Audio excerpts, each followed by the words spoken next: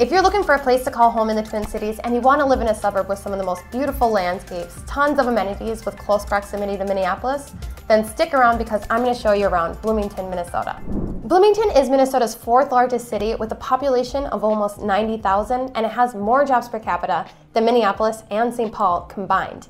And a lot of that is due to the fact that it's home to several Fortune 500 companies and, of course, the Mall of America, which, if you don't know what that is, it is a massive mall with 520 plus stores and attractions, and there's a cheese store and a beef jerky store and an alpaca store. There's mirror mazes and virtual reality stuff, tons of restaurants, and of course the giant indoor amusement park known as Nickelodeon Universe, or formerly known as Camp Snoopy.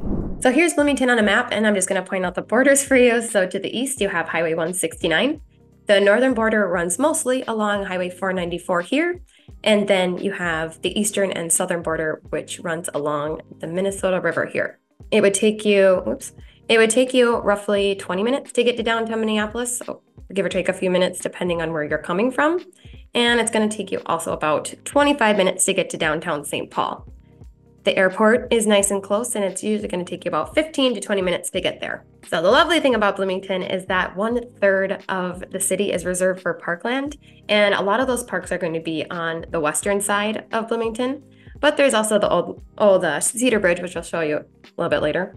But because that is one of the biggest draws to Bloomington, I want to show you what it looks like and show you where it is within Bloomington, starting with Normandale Lake Park. Normandale Lake Park is probably my favorite park in Bloomington. I love that it's a loop trail and it only takes 45 minutes to an hour to get all the way around. So if you're going on a lunch, if you only have a lunch break, or if you just want to take some time away and go clear your head, it's a really great place to do that. I use that for that a lot. And so there's also a band shell there, and where they have live music playing in the warmer months. And there are several spots along this trail where you can hang up a hammock. Sometimes the trees are too far apart and then you can't hang a hammock there. And then of course, this is about halfway through. There is a waterfall with in this video, a really majestic guy in the sunset, but there's no really great places to hang a hammock by there, unfortunately, unless you got like the extended ropes, then that might work. Next, I'm going to show you East Bush Lake Beach. I got this footage in the spring, so sorry that the trees are dead, but the beach is just as beautiful. Nice thing about this beach is that it is pretty big, so even if there's a lot of people there, you can be decently spread out. And there's also a playground if you want to sit on the beach and your kids want to play on the playground. One thing about this park is that there's no trail all the way around it, so it's more of like a lounging park. And of course, I have to show you Highland Lake Park Reserve. This park is super beautiful, and it's just unavoidable to get trash cans in all my videos. But they have a few shelters throughout, and then there are like picnic tables throughout. There's also this massive playground. It's super awesome. It looks super fun, but this is the best I could do because nobody likes it when you go up to a playground with a video camera. It looks super creepy. So, but yeah, the park's super spread out, and the lake is for non-motorized boats only, but there are a couple of places in the park to launch your boat. And of course, I gotta show some love for the east side, so I'm gonna show you the East Cedar Avenue Bridge here. This is the old Cedar Avenue Bridge, and I'm sorry that my face is in the way and ruining it, but I realized that this is the only footage I had of the bridge itself, but it leads out to a wooded trail, and this trail leads alongside the Mississippi River, and it is definitely extra beautiful in the fall time. If you're interested in living in Bloomington, but you're not quite sure where, it's really gonna depend on what you're looking for. So as I showed you, there's going to be a lot more parkland on the west side, and the west side's also going to have a lot more luxury homes and homes that are by the lake and homes in wooded areas that have a lot more privacy. Whereas on the east side, you're going to find a lot of 1950s, 1960s ramblers, not a whole lot of luxury homes happening over here. But the nice thing about East Bloomington is that it's closer to 35, well, East and Central Bloomington is that it's closer to 35W. And that makes it really easy to, well, get to Minneapolis, of course. And then you're also close to Highway 77.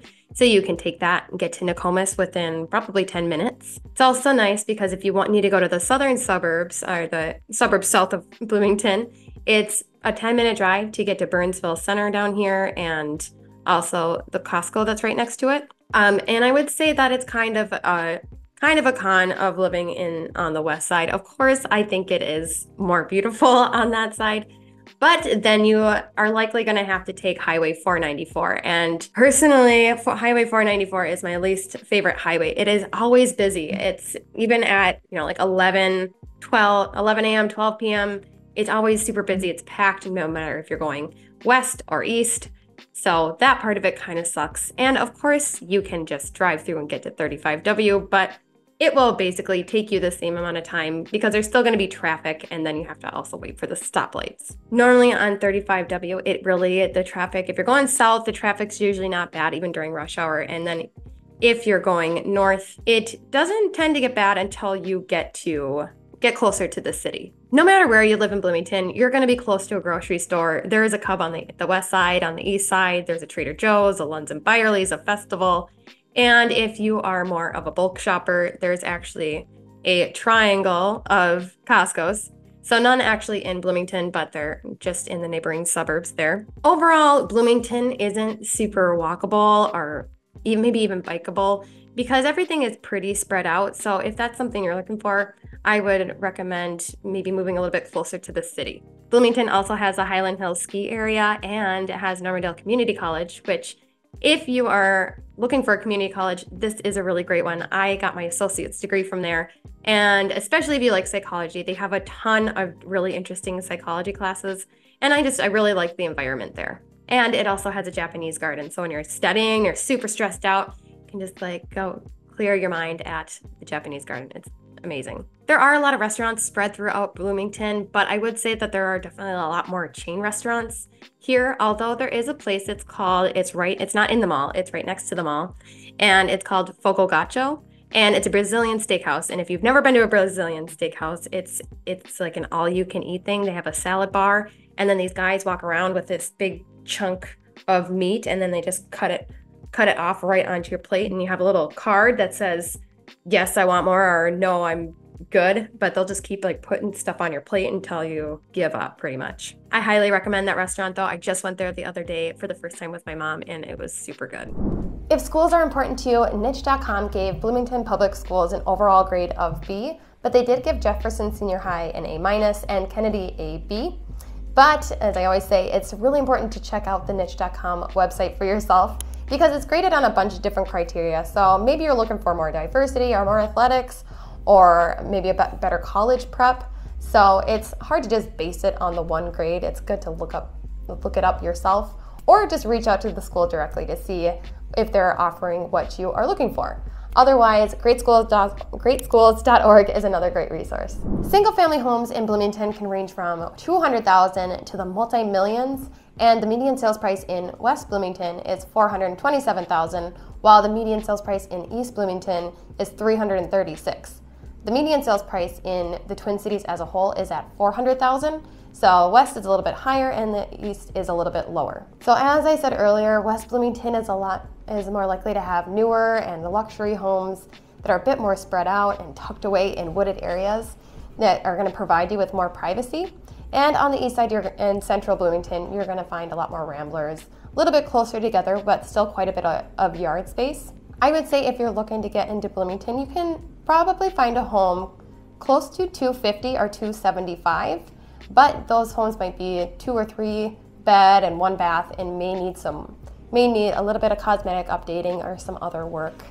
But if you're looking for a 3-bed, 2-bath that is updated, I would go in the expectation of paying in the upper threes, or maybe closer to $400,000 if you're on the east side. If you're in West Bloomington and you're close to one of the parks or the lakes, prices are going to obviously get a little bit higher over there. And so if you're looking for something that's updated with a good amount of square footage, I would expect to pay closer to $450,000. Now for some pros and cons of Bloomington, and I definitely think pro number 1 is the landscapes.